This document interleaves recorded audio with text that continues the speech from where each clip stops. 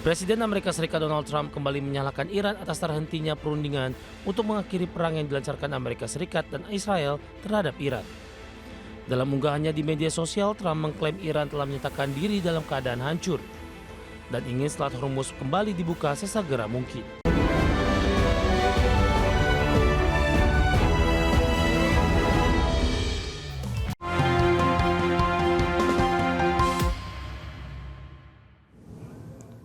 Kembali bersama kami, pemirsa, kita ke informasi mancanegara. Presiden Amerika Serikat Donald Trump menyebut Iran kini dalam keadaan hancur usai Iran mengajukan usulan untuk menghentikan perang kepada Amerika Serikat. Ya, usulan tersebut antara lain mencakup permintaan untuk membuka kembali Selat Hormuz.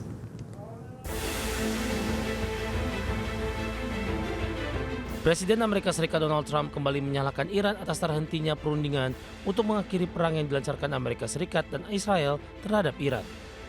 Dalam unggahannya di media sosial, Trump mengklaim Iran telah menyatakan diri dalam keadaan hancur dan ingin Selat Hormuz kembali dibuka sesegera mungkin. Pernyataan tersebut muncul setelah Iran mengajukan usulan baru kepada Amerika Serikat untuk mengakhiri perang. Dan atas usulan tersebut, juru bicara Kepresidenan Amerika Serikat Karoline Leavitt pada hari Senin lalu mengatakan Trump dan tim keamanan nasional telah meninjau usulan tersebut. Usulan Iran tersebut dikabarkan berisi seruan agar Selat Hormuz dibuka kembali dan perang diakhiri, sementara perundingan terkait nuklir ditunda. Namun Trump dilaporkan menginstruksikan para stafnya untuk menyiapkan blokade lebih lanjut terhadap Iran. Laporan The Wall Street Journal yang mengutip pejabat Amerika Serikat menyebutkan bahwa dalam sejumlah pertemuan terbaru, Trump memilih untuk terus menekan perekonomian dan ekspor minyak dari negara Iran dengan mencegah lalu lintas pelayaran ke dan dari pelabuhan negara tersebut. Menurut para pejabat, Trump menilai opsi lain seperti melanjutkan pemboman atau menarik diri dari konflik memiliki risiko yang lebih besar dibandingkan mempertahankan blokade. Bagi sumber ada Exchange. Pemirsa, pemerintah Swedia mengeluarkan peringatan dini terkait potensi kelangkaan bahan bakar pesawat atau aftur di kawasan Skandinavia.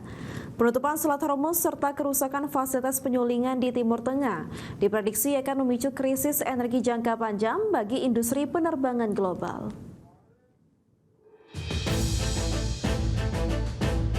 Ketegangan geopolitik di Timur Tengah mulai berdampak nyata pada ketahanan energi Eropa. Menteri Energi Swedia Ebba Busch memperingatkan adanya gangguan pasokan aftur yang sistemik akibat blokade di Selat Hormuz. Senada dengan peringatan International Air Transport Association atau IATA awal April lalu.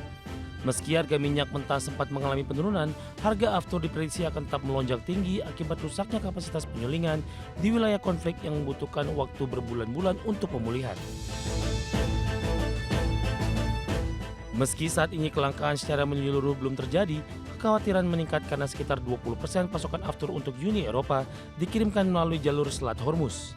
Direktur Badan Energi Swedia Caroline Aserud menyebut bahwa situasi saat ini sudah tidak normal, di mana fluktuasi harga yang ekstrem telah memaksa sejumlah perusahaan maskapai membatalkan jadwal penerbangan demi alasan komersial dan penghematan stok bahan bakar.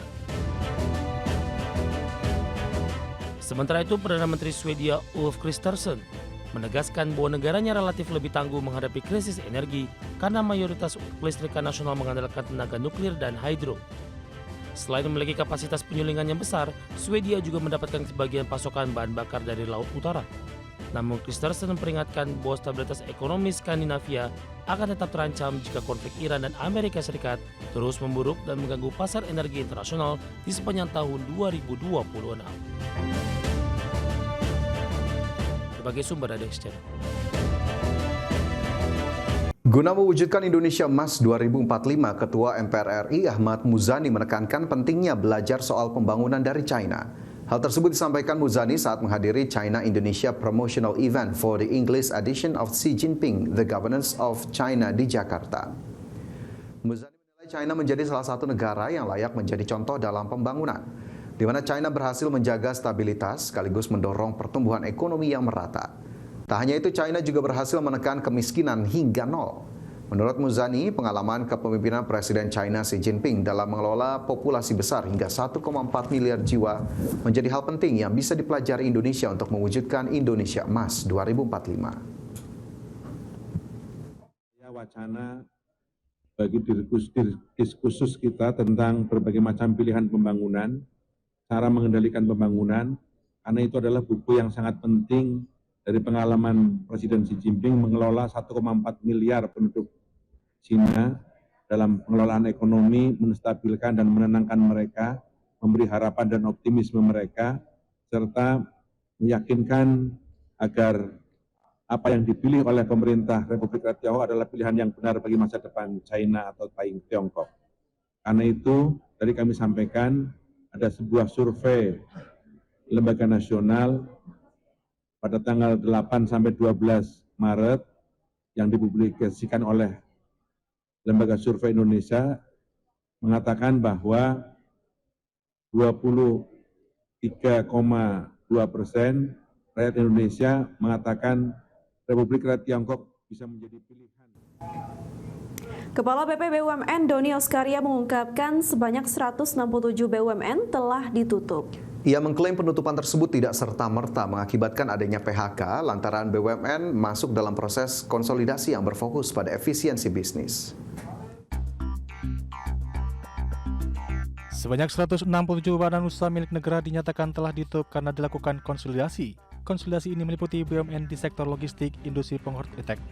Konsolidasi ini meliputi BUMN di sektor logistik, industri perhotelan, asuransi, hingga manajemen aset.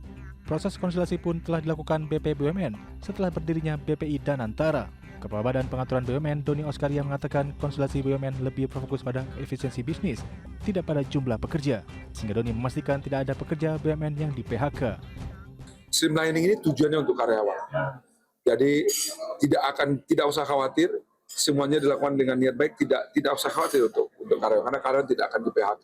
Ya, jadi ini adalah proses melakukan efisiensi terhadap perusahaan kita di sisi bisnis prosesnya, bukan di sisi karyawannya. Ya. Jadi karyawannya tidak usah khawatir bahwa ini akan menciptakan perusahaan-perusahaan yang sehat yang justru kedepannya akan bisa dinikmati oleh para karyawan.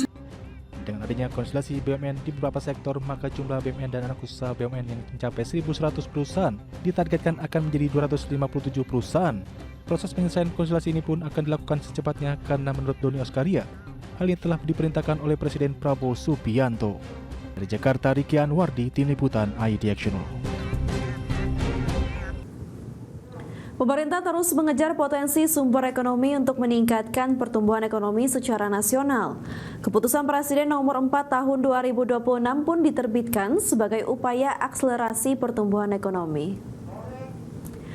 Koordinator Bidang Perekonomian Erlangga Hartarto mengungkapkan poin-poin penting dari Kepres nomor 4 tahun 2026 adalah akselerasi insentif dan stimulus paket ekonomi yang harus dijalankan semua kementerian dan lembaga yang telah disepakati Presiden Prabowo Subianto. Dalam Kepres terbaru juga dijelaskan bahwa program prioritas pemerintah harus secepatnya diwujudkan di seluruh daerah, termasuk Presiden meminta seluruh jajaran kementerian dan lembaga untuk melakukan terobosan dan inovasi sumber ekonomi yang dimiliki Indonesia. Untuk mengakselerasi program pertumbuhan ekonomi seperti paket ekonomi, stimulus ekonomi, program prioritas pemerintah, dan program utama beberapa kementerian lembaga berdasarkan arahan Bapak Presiden. Kemudian dengan langkah yang strategis dan terintegrasi, juga dilakukan monitoring evaluasi dan juga melakukan terobosan-terobosan untuk mengambil dengan langkah cepat dan strategis. Nah, dalam Satgas akan dibuat 5 kelompok kerja, satu terkait perumusan strategi peningkatan pertumbuhan ekonomi, 2 percepatan implementasi program dan penyelesaian debottlenecking yang selama ini sudah bekerja diintegrasikan. Kemudian yang ketiga terkait dengan regulasi, kelembagaan, dan penegakan hukum. Yang keempat terkait dengan perdagangan, kerjasama ekonomi, hubungan internasional. Dan yang kelima monitoring